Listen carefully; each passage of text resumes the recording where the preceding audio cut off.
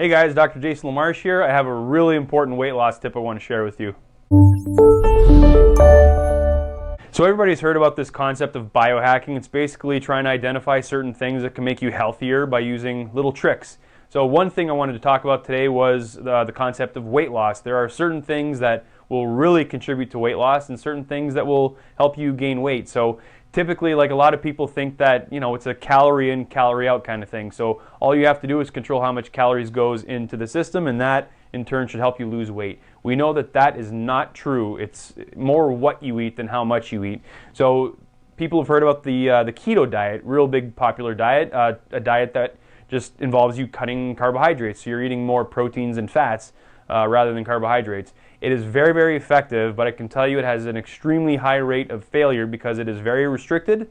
And a lot of people go from basically one end of the spectrum to the other trying to lose weight. But if you're not used to a diet like this, it is really difficult to stay on. You will get results though. Keto is unbelievable at getting you results really, really fast. And it is sustainable. People have been doing the keto diet basically for 20 or 30,000 years.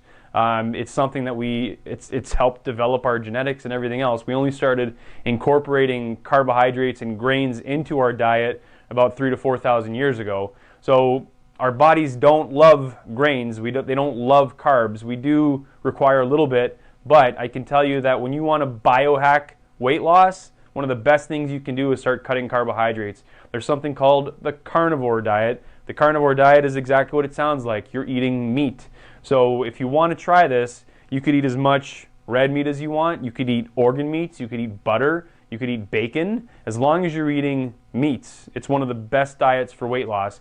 Now, the first couple weeks on this diet, much like anything else, your body's going to go through a withdrawal. People get addicted to food, and your body does feel good when you're eating carbohydrates. You get a huge dopamine release. So when you start cutting carbs, you're going to go through a withdrawal. It might take a week, might take 2 weeks, or a little bit longer. But once you basically just get rid of the addiction, then you start feeling a whole lot better. Some of your symptoms for withdrawal would be things like the grogginess. You can get headaches. You can get some joint pain from it. And then, of course, like I said, once the withdrawal symptoms go away, you start feeling great. So the carnivore diet is one thing. Keto is pretty similar. You can add, different foods like avocados and coconut oil in the keto diet, but it's still a fat and protein-based diet, very little carbohydrates, and you will get results with weight loss really fast. It is sustainable if you do it and if you like it. So there's all these different diets out there. I've said this before, and a lot of them do work when it comes to weight loss, but not all of them are sustainable. A lot of them you'll plateau, and a lot of them you don't get the education that's required to maintain weight loss. So that's the important thing. I think if you go into it, you have to know what you're doing. You have to know that there is a chance for failure if you cheat. So if you're going to go into a keto diet and you want to do keto, you can't cheat.